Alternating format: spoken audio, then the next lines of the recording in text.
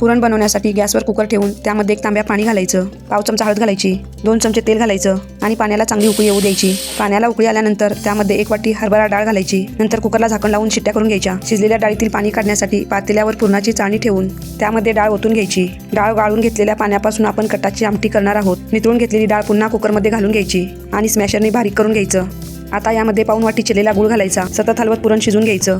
अगदी थोडं मीठ घालायचं। गूळ घातल्यावर सुरुवातीला पुरण थोडं पातळ होतं, नंतर जसं शिजेल तसं पुरण घट्ट व्हायला लागतं। पुरण परफेक्ट शिजलं आहे की नाही ते चेक करण्यासाठी पुरणामध्ये चमचा उभा करून बघायचा। आता यामध्ये पाव चमचा वेलची पूड घालायची, पाव चमचा सुंठ पावडर, अर्धा चमचा बडीशेप पावडर घालायची, अर्धा चमचा बडीशेप पावडर घालून सर्व छान मिक्स करून गॅस बंद करायचा आणि पुरण गरम असतानाच पुरणाच्या चाळणीवर घालून वाटीने किंवा चमच्याने रगडून घ्यायचं। असं केल्यामुळे हवं तसं मऊसूत पुरण पातेल्यामध्ये पडतं।